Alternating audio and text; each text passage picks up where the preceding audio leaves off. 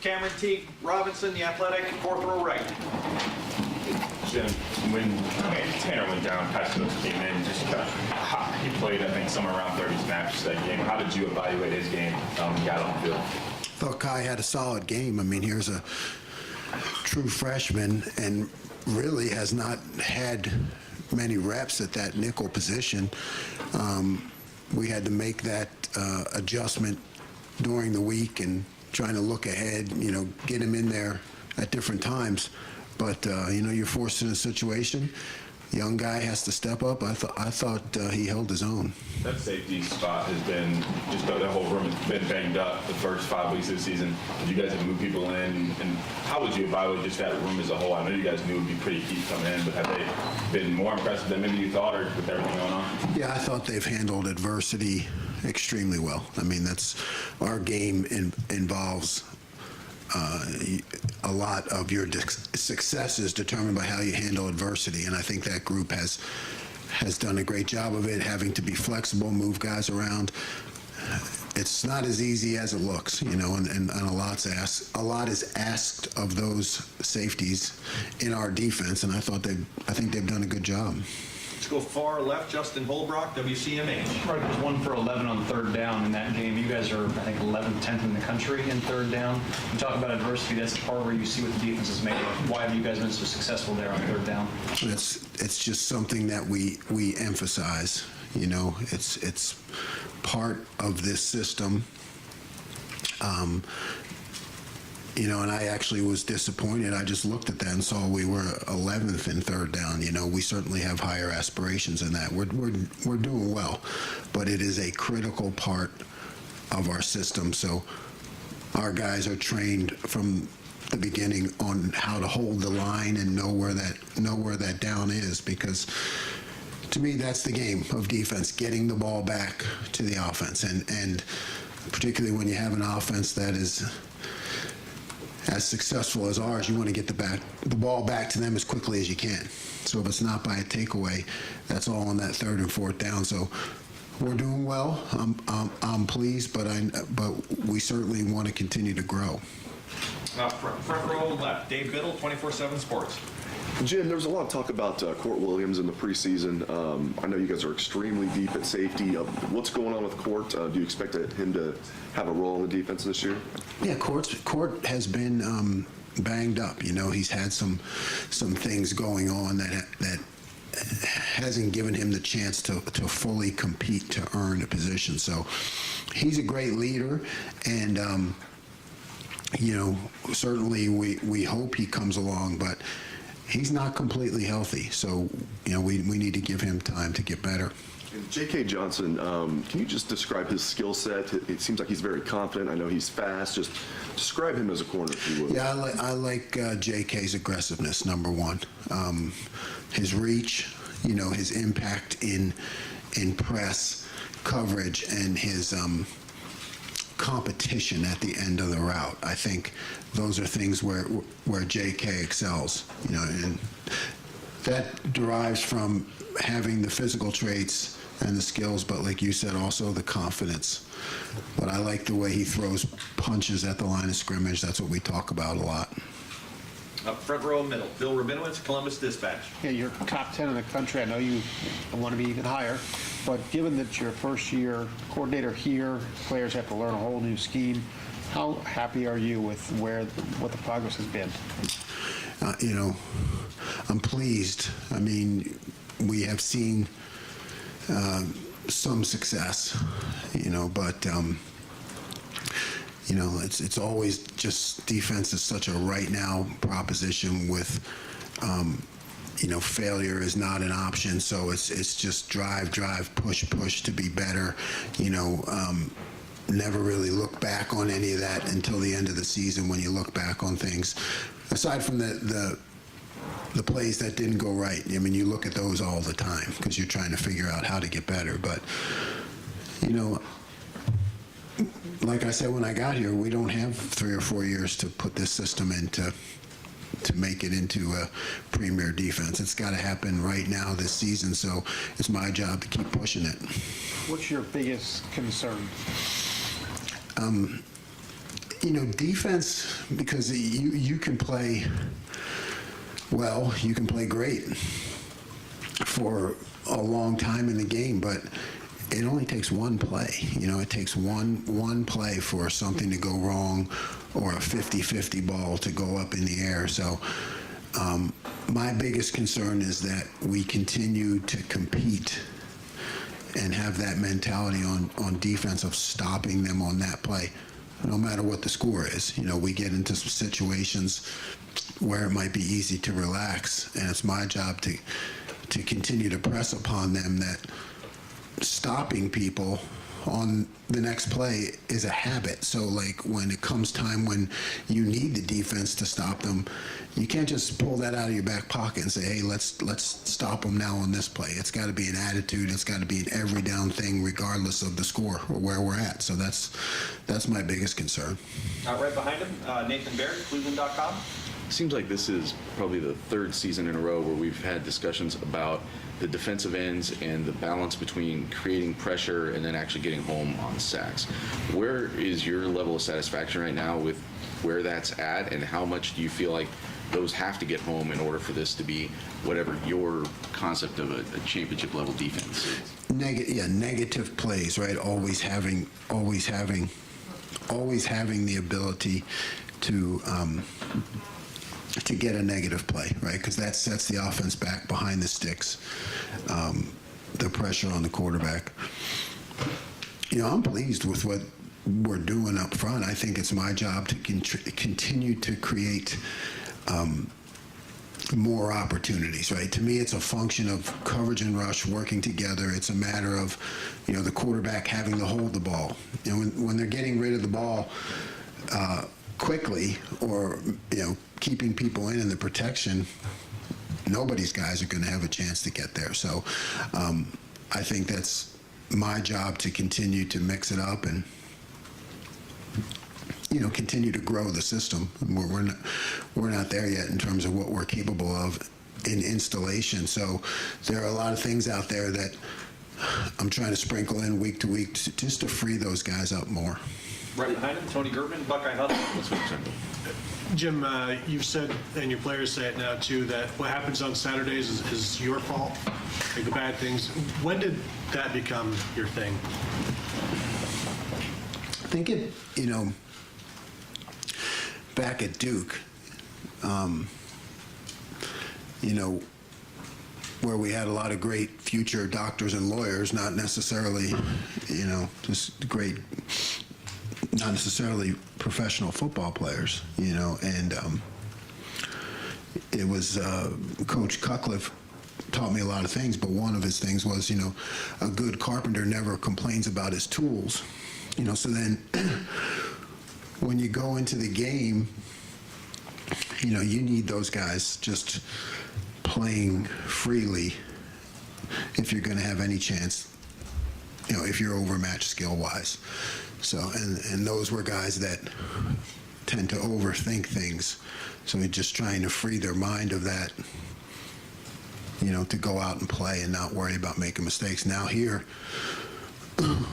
I have great tools, right? I mean, I don't know. I'm not a fixer guy, but what are the best tools, like Craftsman or something? I don't know. I grew up in a row house project, so I can't fix anything. But we have great tools, but now in order to allow those guys to perform, I think it frees them mentally, and it's just a good thing it's like a good thing for me to put in their mind as they go out to the field. Like, hey guys, there's a sale today. I bought all you guys a free pass on any mistakes you make today. If that's like the last thing I say to them, to me they're like, yeah, I mean that kind of fires me up. I'm like, okay, yeah, just go out and play. And I think it's something that if things happen on that field,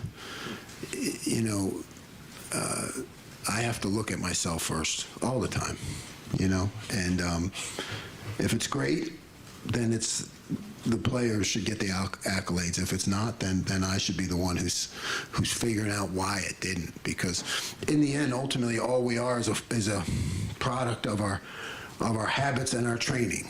right? I know Coach Day believes in that. Coach Mick, in the weight room, that's it. We're a product of our habits and training. So if it doesn't show up on the field right, then it's up to me to look at where it went. But how do you get those guys to perform to their best? I think we all worry about making mistakes, and these are young men who get a lot of pressure from social media or their parents or everybody's looking at them every single thing they do. So I want them just to play when it comes to game day. I'll stay on them pretty hard during the week, but game day, let them play. Front row right, Tim May, Letterman Road. Just a quick throwaway. How many cups of coffee? It is coffee, isn't it? Not anymore. How many cups a day for you? Not that many, 6. But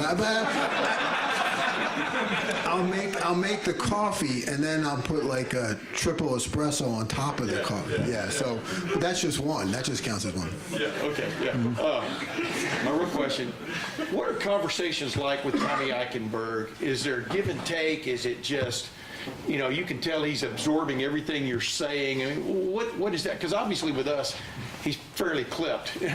Conversation, but what is it like with you? Yeah, what you see is what you get. He's clipped with me too. I mean, that's what there's some grunts, and it's like if something's not right, he'll stop and like barely look at me, but kind of like, and I'll say, you were supposed to do that on this play in practice, right? And he'll go, they'll go on. But he's always like, he can see things, which is ideal, right? He can see them as they happen. So if something's not right on the practice field, you'll see him just stop, and he won't really say anything. But I know he's looking for me to give him the answer, like, what the hell just happened there? And then I'll tell him, and he'll just go back and play the next play. But if you had a guy get it, as you've talked about this in the spring stuff, but if you had a guy get it as quickly as he did with what you're thinking, and what you want out of this defense, et cetera, I mean, is it? I mean, he's picked it up as quickly as anyone I've ever worked with.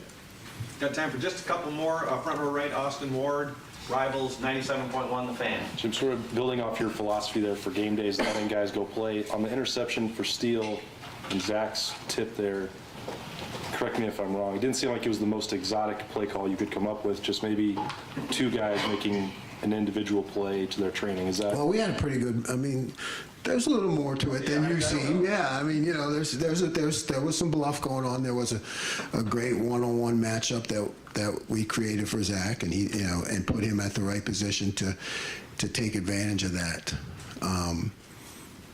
But I did kind of look, bust on Steele after the game. I said, I thought you were a running back here before I got it. No wonder they moved you to linebacker, But the way that they both sort of took that call, however we want to describe it, and then a hand match, recognizing a tip ball, the way that they executed it after that, I'm sure from your coordinator seat made you feel pretty good. Yeah, it looked smooth. I think it was a medium. I'm thinking third and medium maybe, right?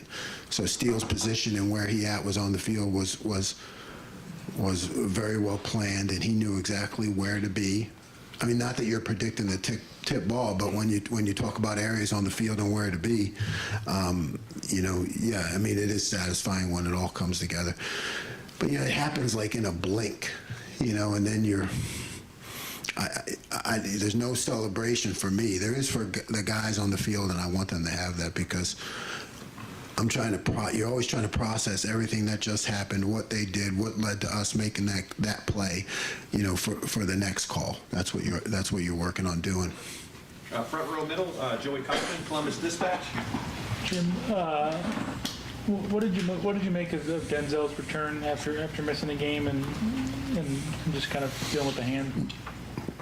Yeah, he's dealt with a lot. He really has. He's he wasn't healthy a lot during camp, so he missed a lot of reps. He's had things already this season. A hand injury for a corner is a big deal, because you're constantly jamming receivers or shooting your hand up in the right place to get the ball out. So he's a tough kid. I was really grateful that he wanted to be back, and he forced him. He pushed himself to be back.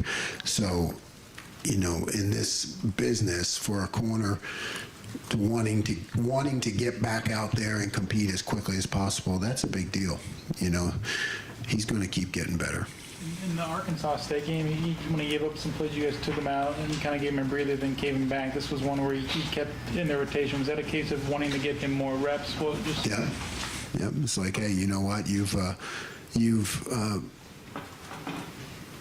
showed a lot of grit by just being out there, at a position, where in the whole secondary we've had some issues with injuries, and he showed a lot of grit being out there. So he definitely deserved the chance to work his way through it.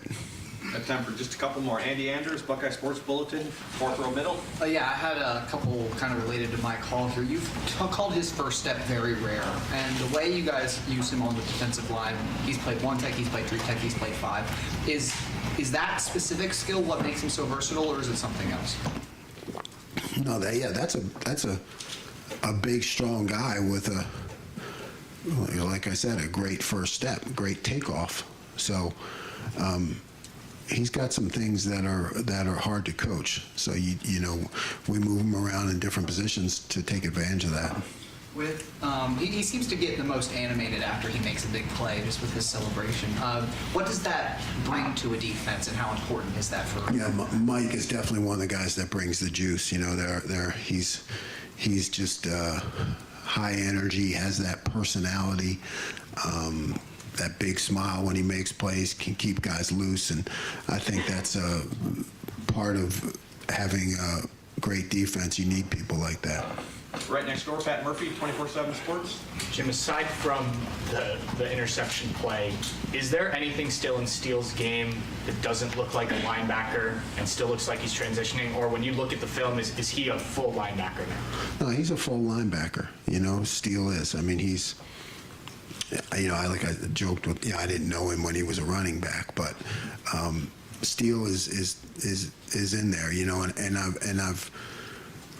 I think I've continued to see improvement even during the season in his tackling. I think everybody has seen that. He's starting to really pick up how to tackle at this level,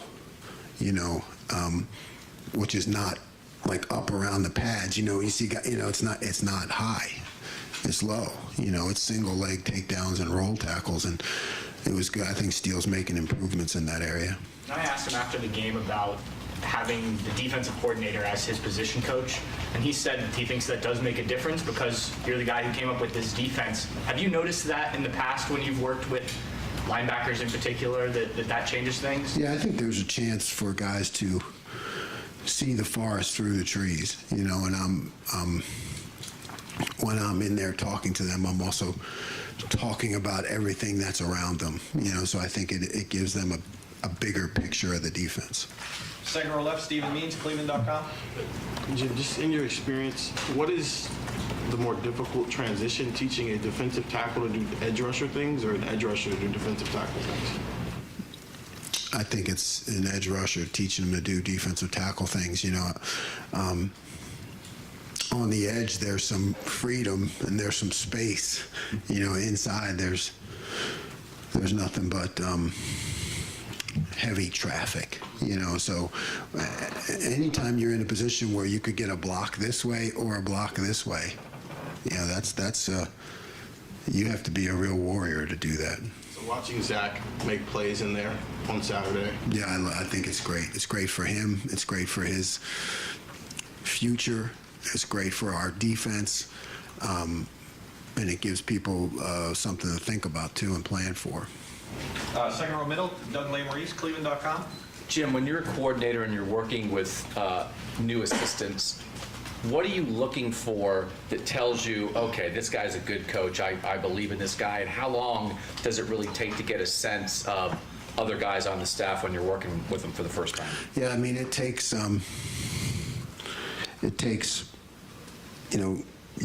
usually a full season, right, until you really, go through the battles together till, you really know each other. Like anything else around here at the Ohio State, we don't have a full season, so it's like, we had to get it done right away. So fortunately, when you have veteran assistant coaches like we have on defense, which Coach Day's done a great job of building that staff, you get a sense right away. Because to me, a great coach wants to be, talented at teaching his position, a great listener and learner, right? Because you want someone who can learn your system and then be intelligent enough to know when to see, okay, I know something that I could do in this case, and to bring that up, you know what I mean? So it's not like a debate of the system. It's like, okay, how do you do things, and then where can I add, how can I learn what you do, and then where can I add to that? It's definitely a veteran balance, that I know I've grown to, I think all coaches grow to. When you're young, you're a young man in a hurry, you're always trying to say, hey, I knew that, let's do this, let's do that, it's okay. When you have some time and you've seen the battles, you kind of look at the system and you say, okay, this is our system. How can I add to make it better? Coach, thank you very much. Thanks, guys.